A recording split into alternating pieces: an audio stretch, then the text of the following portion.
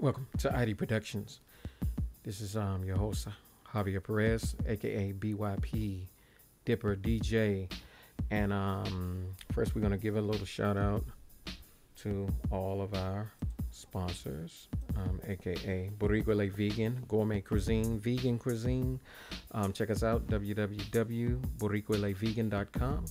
Grand opening announcements will be following. Follow us on Instagram. Also, ID Productions, which is our main platform for media consultant, wedding, DVD production, digital photography, videography, DJ services, high-end events, weddings, etc., corporate. Check us out, www.idproductionsit.com. Today's review is going to be about the Sony PXW-Z90v. We want to make 7 major points, and we're going to start off with 4K, which this is all about. 4K cameras within the 2500 roughly radius price mark. The only competition to the Sony PXW-Z90v is Canon's XF405 UHD. They both have most of the same features, compatible to each other. SDI is out.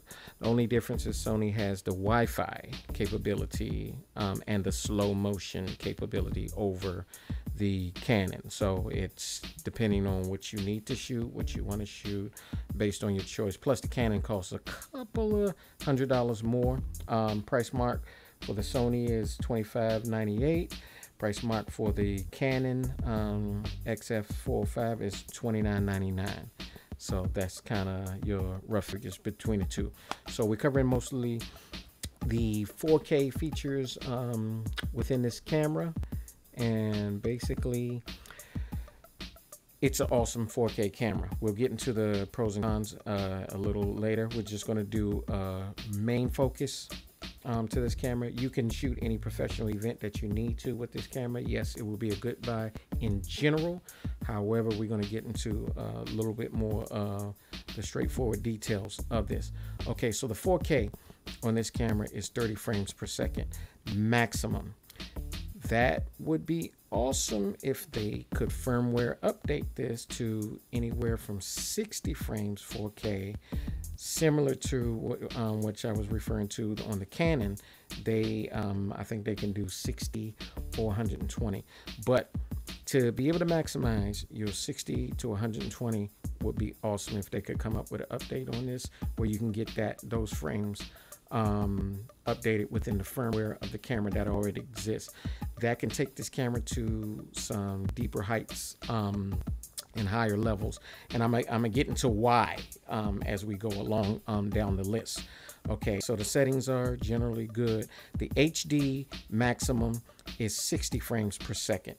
So same thing, you know, you want to get your 60 and 120 in there. However, the HD is real decent on this camera also. All right, now we're going to get into some of our other bullet points, like the Wi-Fi. Okay, so the Wi-Fi, reason why the 4K and the HD is key to everything that you do, because this is a 4K camera. However, the main functionality of what you can do within this camera is mostly in HD. In a 4K camera, we want to be able to do most of our functionalities in 4K. And you can't necessarily get that done because, again, the Wi-Fi is HD only, 720. Matter of fact, it's not even the highest HD. It's the 720 1080. You can only output that Wi-Fi connection directly via 720 1080. Going down to the next bullet point, which is the slow motion. Again, slow motion is HD only, and the logical reason is you have that 4K 30 frames per second.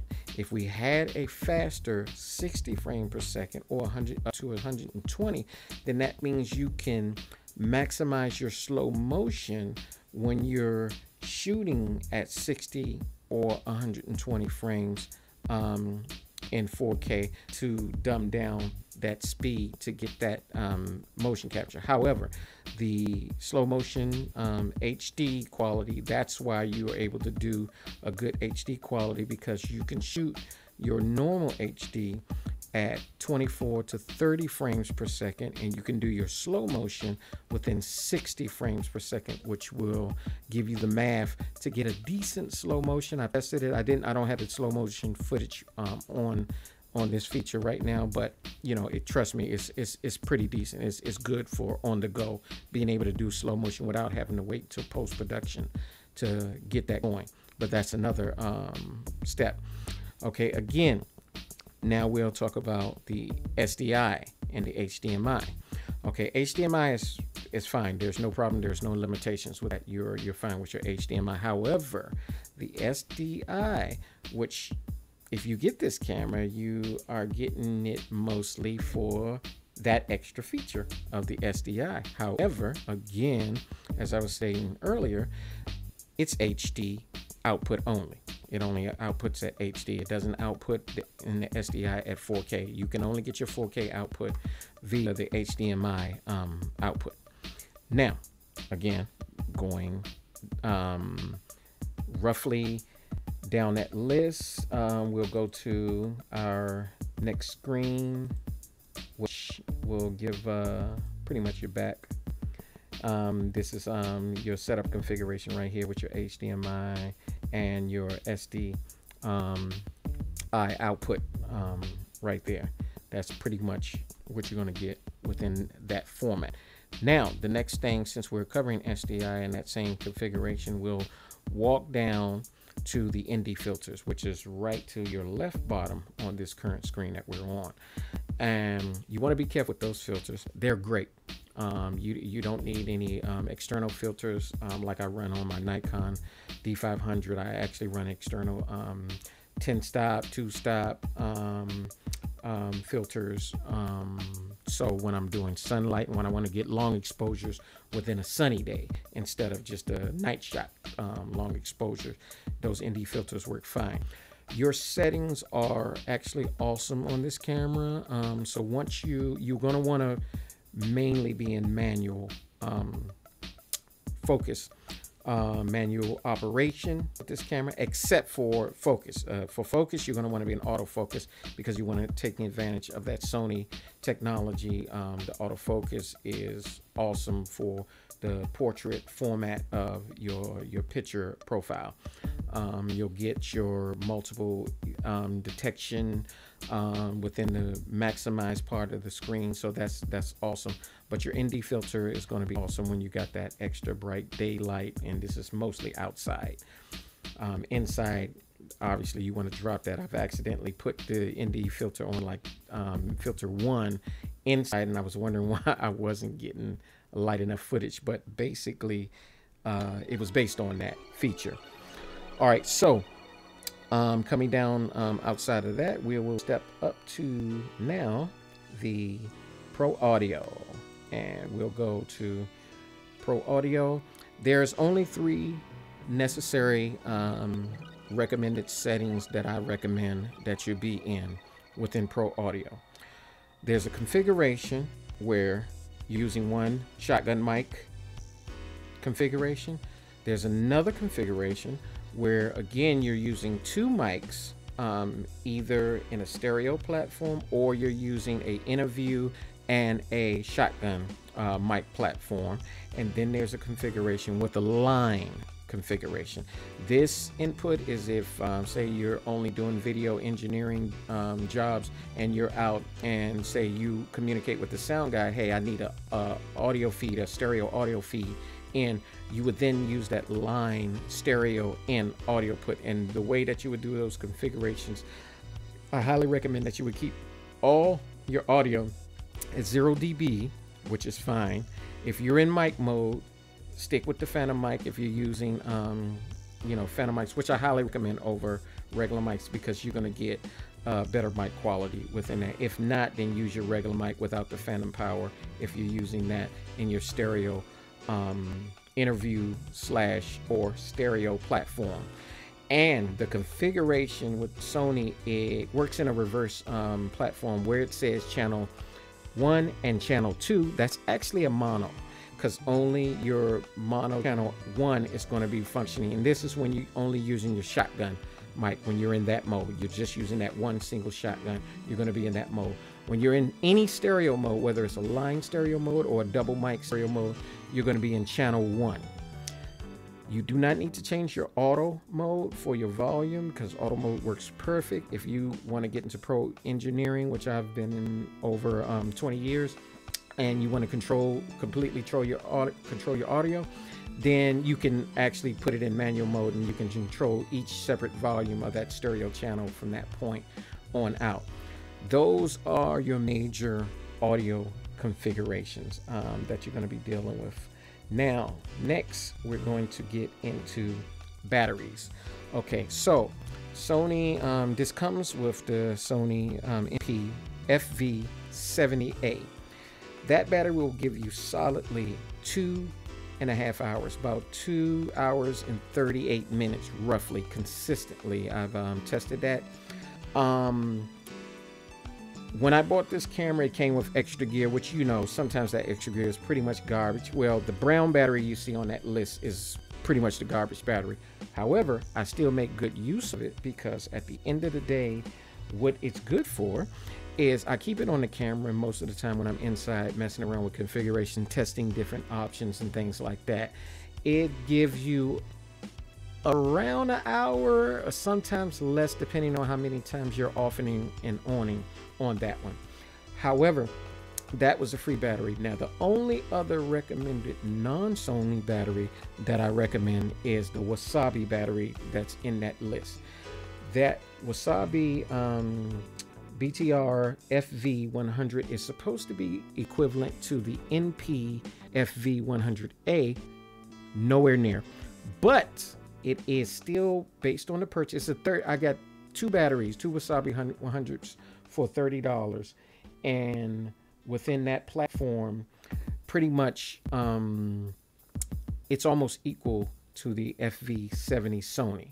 It will give you about 2 hours and 28 minutes consistently each time. So for the price of $30 saving versus the Sony's price mark for the FV70 is about $68, which, you know, you're borderline getting to that $100 mark anyway. You get almost about the same, but for way less. I mean, you know, you can actually buy 4 batteries to equivalent the $60 price of the Wasabis, you know, to get you that consistency. The Sony's FV100A, that's a $100 battery, about $135, $125, depending if you can get it on sale. If you can, it's going to be about $135. That I have not tested. I will add in the YouTube later in the description when I test that, what type of hour footage you can get with that. I just got that one in, so I wasn't able to test that at the time that I'm doing this video editing. So that's the difference. Also, one distinct thing to note with the Sony batteries, you will always see this green marking on the Sony batteries to represent the authenticity. In addition to the simple fact that Sony will say Sony, as you see on the top list right here with the Sony batteries on there. Now, based on that, we pretty much summed up the majority of our review on this thing, so we can get into some of the pros and cons. Pro, this is a 4K camera. It's great for 4K. You can do some really good production. You can do some professional high-end footage and really please your client with this type of gear.